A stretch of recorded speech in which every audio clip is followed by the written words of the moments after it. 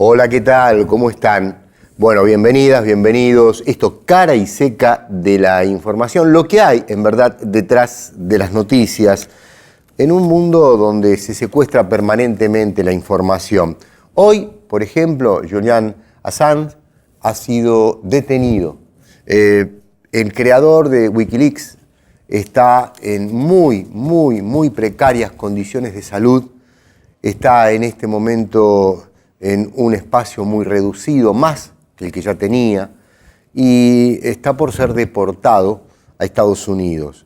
Es uno de los golpes más importantes, más dramáticos en la historia moderna en cuanto a la libertad de expresión, a la libertad de prensa.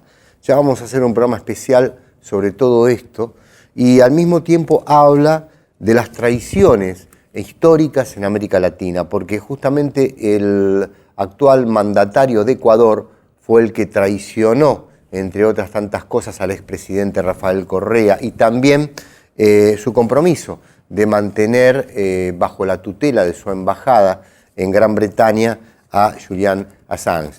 Y lamentablemente esto no ha ocurrido, lo han denunciado, lo han apresado, y se teme incluso por su vida porque está en condiciones de salud terribles. ¿Por qué hablo de todo esto? Porque vamos a hablar con una periodista, una colega, una comunicadora, una docente. Vamos a hablar un poco también de lo que es el movimiento de nuestras compañeras, de las compañeras que están en el movimiento feminista. Ella es investigadora de la Universidad Nacional de La Plata, en el campo social y actualmente en el tema, como te dije, del feminismo. Pero no quería escaparme de lo que ha pasado en la jornada de hoy porque es un hecho más que simbólico, muy dramático de nuestra libertad de prensa. En nuestro país, donde está sistemáticamente recortada, mutilada, secuestrada la información. ¿Cómo te va, Rocío Cereijo? Gracias por estar acá. Gracias a ustedes por invitarme. ¿Te ha llamado la detención de Julian Assange?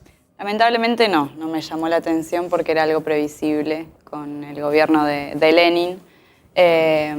Pero bueno, por supuesto que es lamentable, es algo, más allá de que haya sido algo previsible, es un hecho preocupante que viola la libertad de expresión y sobre todo el derecho humano a la comunicación.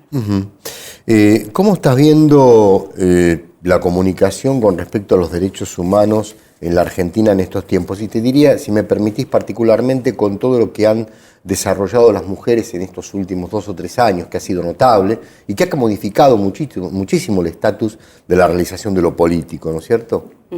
Bueno, la verdad que vivimos en un momento, en un contexto político muy complejo en relación a los derechos humanos y a la violación de los derechos humanos.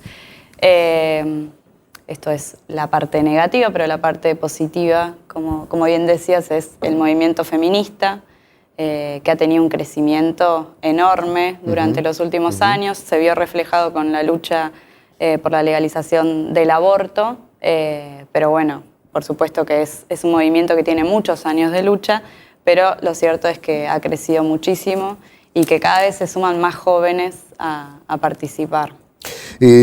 Rocío, hace poco hemos dialogado en Mate Amargo en Radio del Plata y habíamos trabajado 3 o 4 temas, si no recuerdo mal. Uno de ellos es una investigación que hiciste vos y que tiene que ver un poco con todo esto que estamos hablando, ¿no es cierto? Los derechos humanos, lo que ha ocurrido con aquellos que manejan medios de carácter hegemónico, ¿no? ¿Podés contarme un poquito de qué se trata? Sí, cómo no.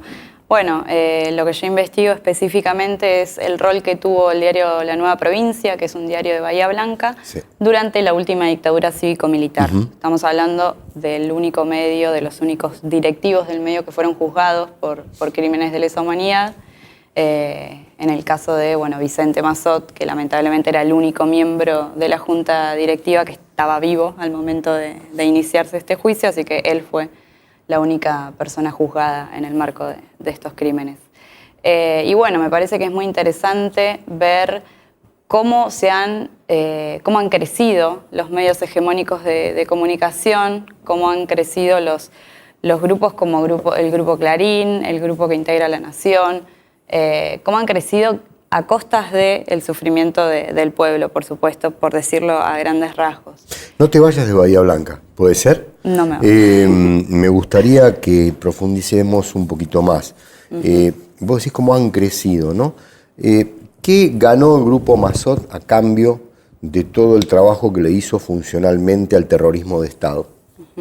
Bueno, es una pregunta compleja, pero lo cierto es que se consolidó como el primer multimedio durante la última dictadura. Estamos hablando de un diario que no solamente era un diario, sino que también tenía una radio y tenía un canal de televisión. Y hablo en pasado porque, según mi opinión, Vicente Mazot, que era el dueño de este medio, tuvo que venderlo, se vio obligado a venderlo, como consecuencia también de estas investigaciones judiciales.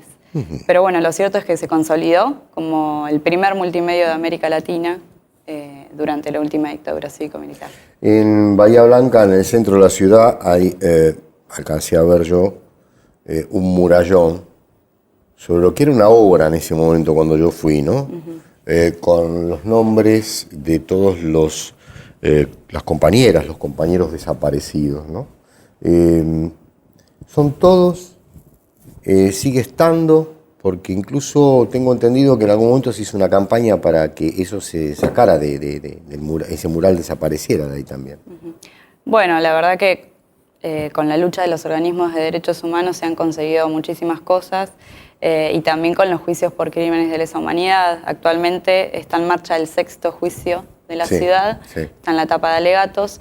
Y se pudo ir señalizando, los centros clandestinos de detención de Bahía Blanca y de Punta Alta. De Bahía Blanca, el centro clandestino La Escuelita, que funcionaba en las inmediaciones del Comando Quinto Cuerpo del Ejército, y en Punta Alta, la base naval Puerto Belgrano, que también funciona. Yo no recuerdo si en la última conversación que tuvimos te lo pregunté. El Mercurio de Chile jugó un papel en otro nivel, en otro plano y con otras complejidades políticas internacionales. Estaba Henry Kissinger como responsable de la política exterior del Imperio de Estados Unidos para el derrocamiento, o para, mejor dicho, el crimen que implicó la destrucción del gobierno de la Unidad Popular de Salvador Allende y su asesinato. ¿Hay alguna semejanza con el disciplinamiento a los poderes, con los Mazot en Bahía Blanca y a su vez el entreguismo de esta familia y de este poder desde las páginas y desde toda la acción de espías que ellos han hecho, porque incluso se habla de empresarios que han sido víctimas de todo el trabajo que ellos hicieron, ¿no? Sí, no solo hay similitudes, sino que también hay conexiones entre el diario El Mercurio y la nueva provincia de Bahía Blanca. En relación a las similitudes, las publicaciones que solían hacer los medios de comunicación que eran serviles al genocidio, que publicaban, por ejemplo, enfrentamientos cuando en realidad se trataba de asesinatos, que tergiversaba información. La nueva provincia específicamente publicaba unos recuadros convocando a la población civil a denunciar a aquellos vecinos que tuvieran participación política, y la verdad es que la cuenta es larga y tiene algunos datos de color, como por ejemplo los crucigramas que publicaba en este periodo, que muchas veces tenían esvásticas. O sea que el rol de la nueva provincia fue bastante burdo. El caso más grave en relación a su participación tiene que ver con 2 obreros gráficos del medio que habían sufrido una persecución años previos a la última dictadura y que en julio del 76 fueron secuestrados, fueron torturados y asesinados. Así que esa particularidad la tiene la nueva provincia. Y hablaba de conexiones porque hubo miembros de la DINA que tenían relación directa con Vicente Gonzalo Mazot. Se encontraron documentos hace algunos años, en 2014, donde se encontró esta relación, donde lo mencionaban como Gonzalito, hablando de Vicente Mazot. Nos quedan creo que 3 minutos aproximadamente. Se puede decir mucho y poco, hay que ver cómo lo utilizamos. La última pregunta podría ser, ¿cuál fue el volumen de aporte que hizo la familia Mazot, ¿sí?, al terrorismo de Estado a nivel nacional? Digamos, como plano de experimento, como plano periodístico, o sea, si hay alguna probanza que determina, puntualmente tales y cuales cosas fueron el aporte que le han dado al terrorismo de Estado, ¿no? La nueva provincia tuvo un rol bastante importante en relación con la Marina. era y es muy fuerte en la zona de Bahía Blanca. Así que podría buscarse por ese lado. Diana Julio, que era la directora en aquel momento, tenía una relación directa con Macera. Inclusive hay registros que mencionan que se atrevía a discutirle a Macera. Bueno, después Macera quiere poner un diario, ¿no es cierto?, que inicia una aventura muy precaria, queriendo ver si se podía blanquear e ingresar al esquema político democrático, ¿no es cierto?, a partir de ese diario. No recuerdo si era mayoría, no recuerdo el nombre que le había puesto en aquel momento, pero tenía todo que ver con todo ese proceso tal vez, ¿no? Sí, seguramente ha tenido los consejos de Diana Julia. ¿Esta mujer ha fallecido? Sí. ¿Han quedado herederos de toda esta saga? El único heredero es Vicente Massot. Que hoy lo tenemos aquí con Cambiemos. Él es el tío de Nicolás Massot. De Nicolás Massot, sí. Que hizo hace poquito una defensa muy airada, como peligrosa, de lo que ocurrió durante el terrorismo de Estado civil, eclesiástico, militar, empresarial. Me gustaría saber si podemos seguir charlando en otro momento contigo con el tema de la mujer. O sea, lo tocamos casi al pasar. Yo me quería meter un poco en este tema por lo que fue la apertura de este programa de hoy, pero quería saber si podemos hacer ese abordaje en otro momento, porque hay un nuevo universo político donde la mujer es el epicentro en la Argentina. Y no solo me parece que hay un solo diario que permanentemente está produciendo material, después hay un cerramiento en cuanto a no querer reconocer este movimiento y este fenómeno, lo cual es grave, es muy peligroso y me parece que hay que encontrar las maneras de expandirlo. ¿Estás de acuerdo? ¿Lo podemos hacer en cualquier otro momento? Por supuesto. ¿Puede ser? Claro que sí. Bueno, le vamos a decir a Rocío Cereijo que la esperamos en cualquier momento, combinaremos la otra entrevista y seguimos con ustedes. ¿Vale? Gracias. Gracias a ustedes. Gracias a ustedes.